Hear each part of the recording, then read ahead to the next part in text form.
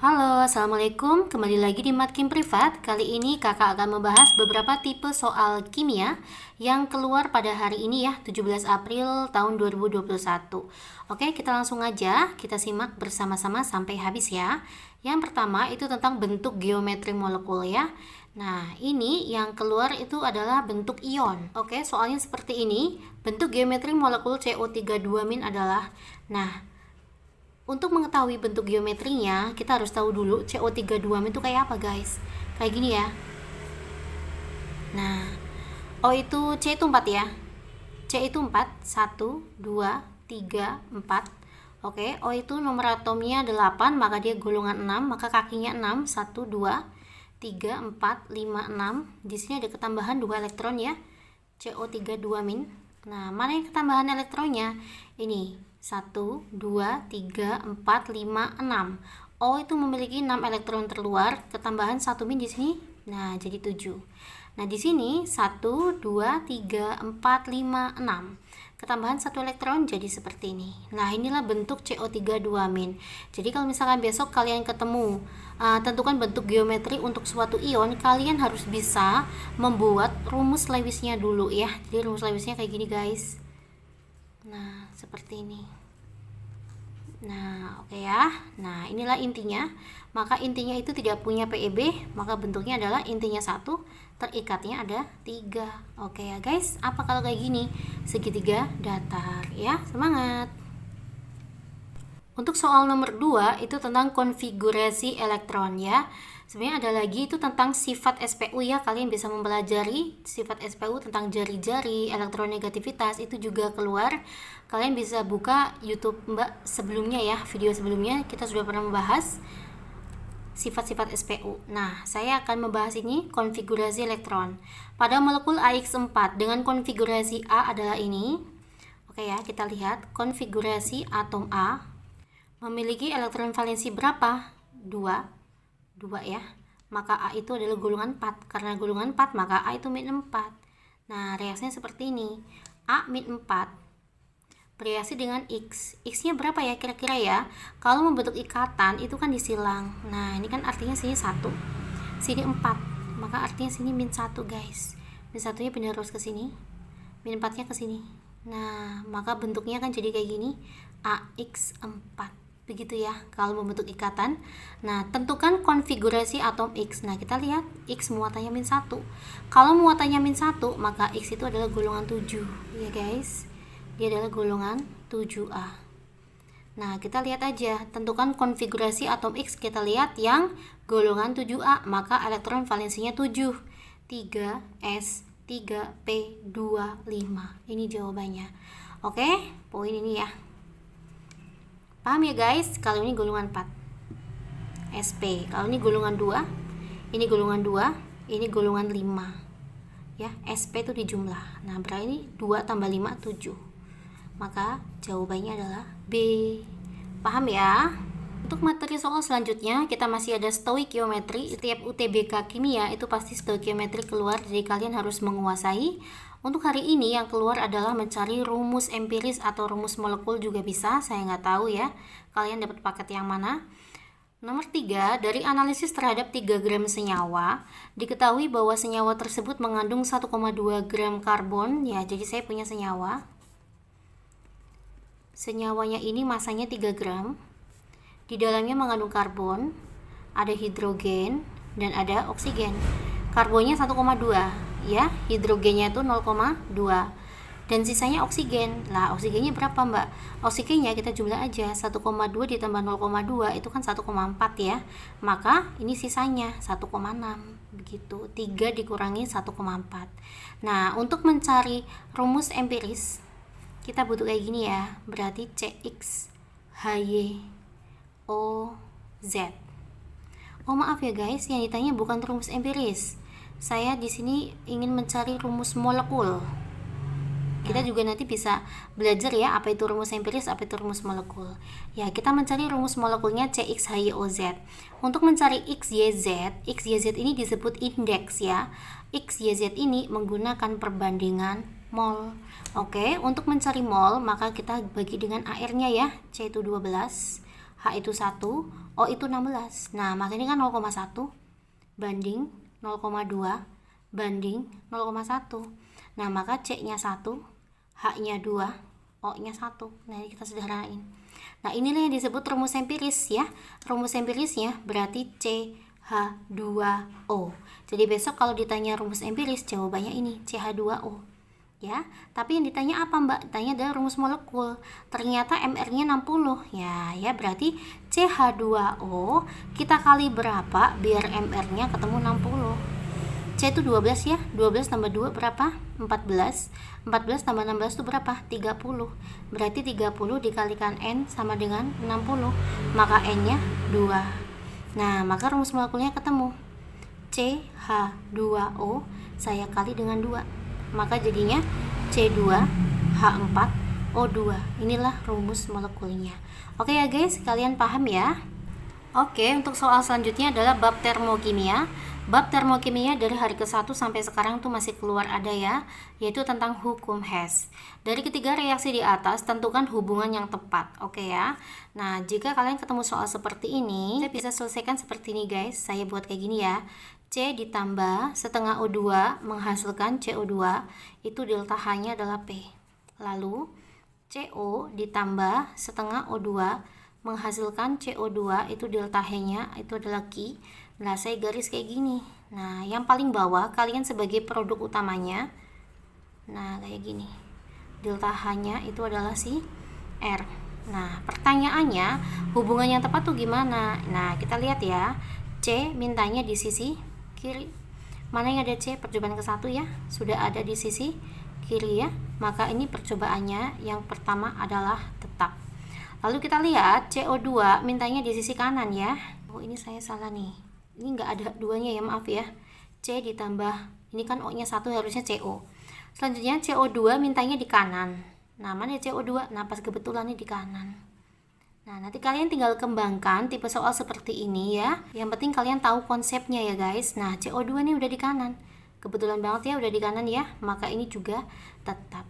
Maka hubungan PQR itu gimana? Kan bisa coret tuh. Ya, C1O2 CO2. Nah, maka hubungannya adalah P ditambah Q sama dengan R. Oke ya. Yang penting kalian tahu konsepnya. Jika kalian ketemu soal seperti ini, yang paling bawah kita sebagai hasil produk utamanya. Ya tinggal kita olah ya. Ada 2 persamaan atau 3 persamaan, nggak tahu nanti soalnya gimana, agar menghasilkan persamaan utama. Produk utama di sini. Oke ya guys, bisa ya. Maka jawabannya P plus Q menghasilkan R. Ya, ini jawabannya adalah C. Ya. Oke, paham ya?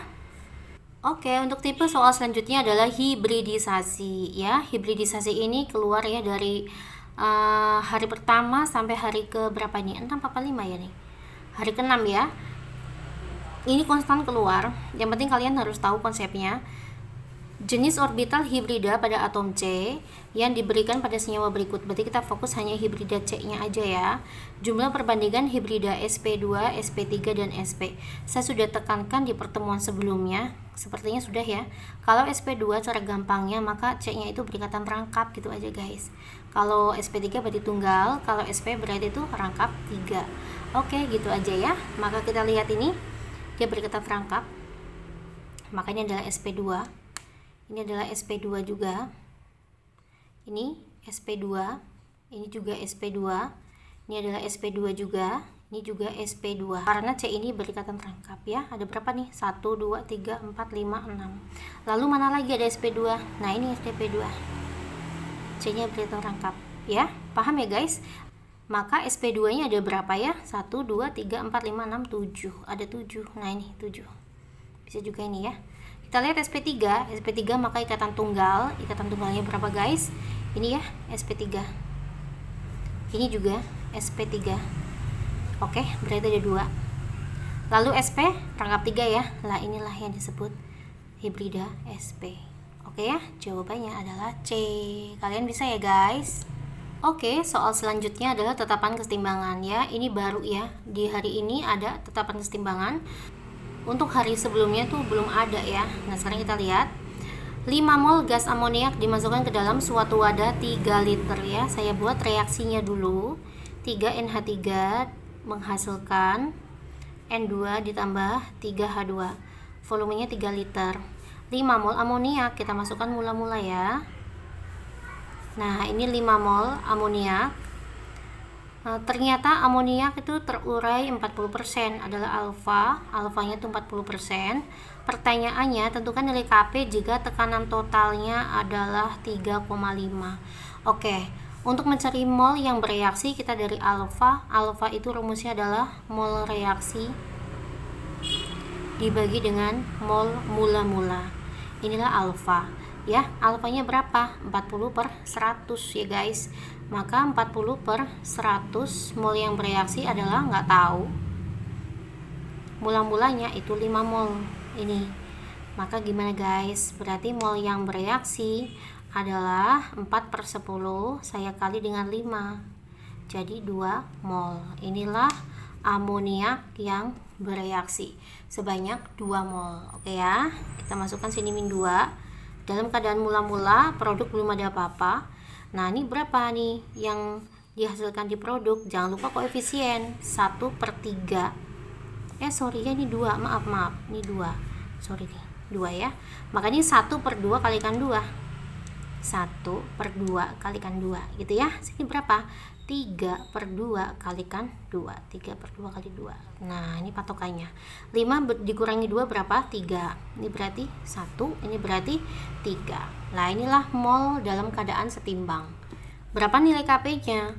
Rumusnya Kp itu adalah P parsial produk pangkat koefisien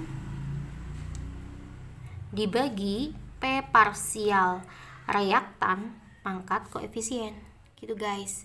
Nah, ini gimana? P parsialnya N2, rumusnya adalah molnya N2 dibagi mol total 3 tambah 1 tambah 3, 7 dikali P total 3,5. Nah, kayak gini ya.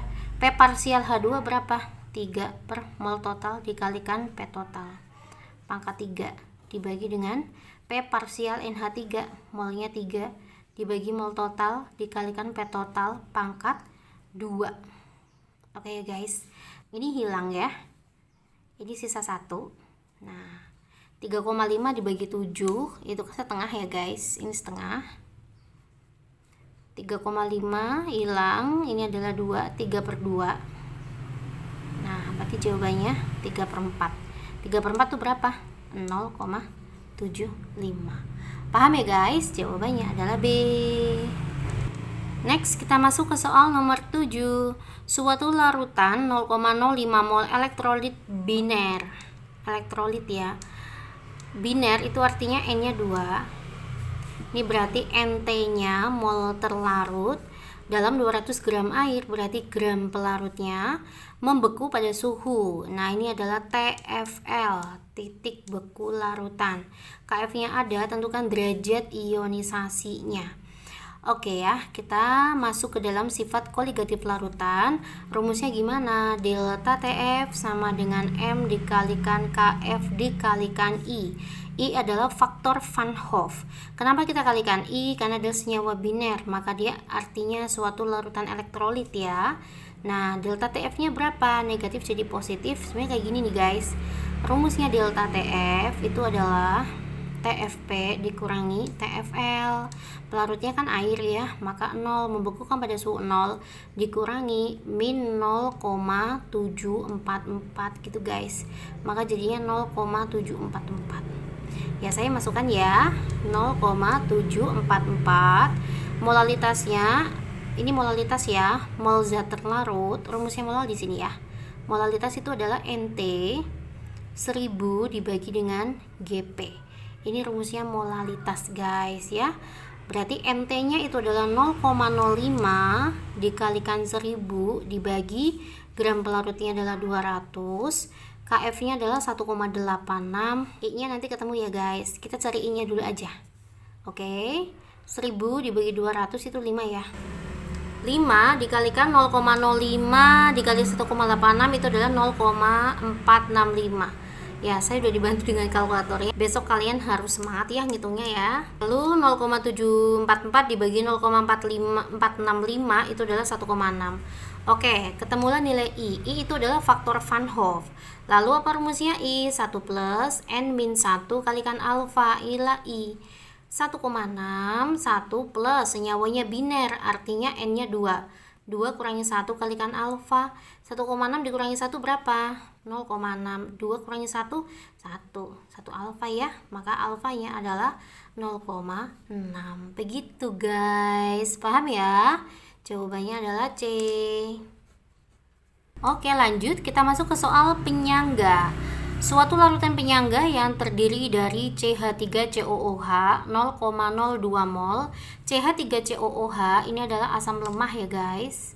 Asam lemah.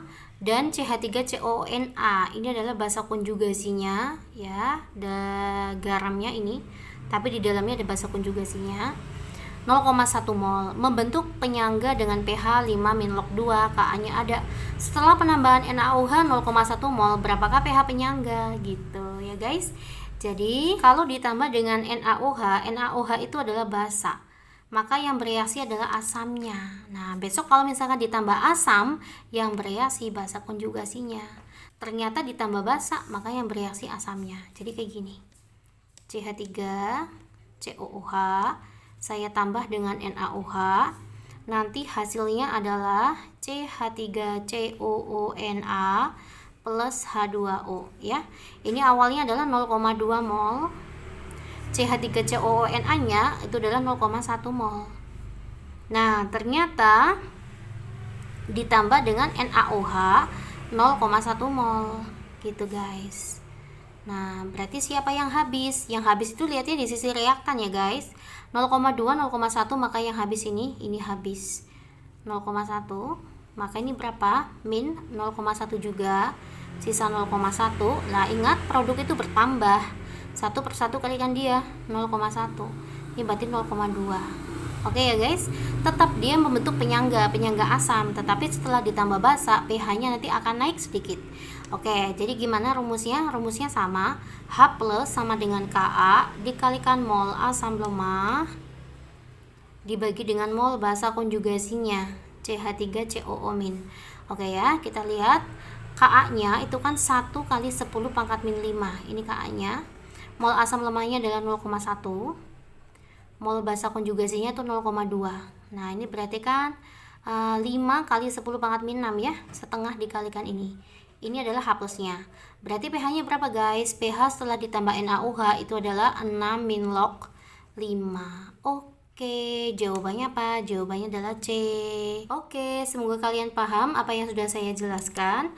Selamat belajar dan semoga PTN tahun ini mendapatkan nilai yang maksimum. Assalamualaikum.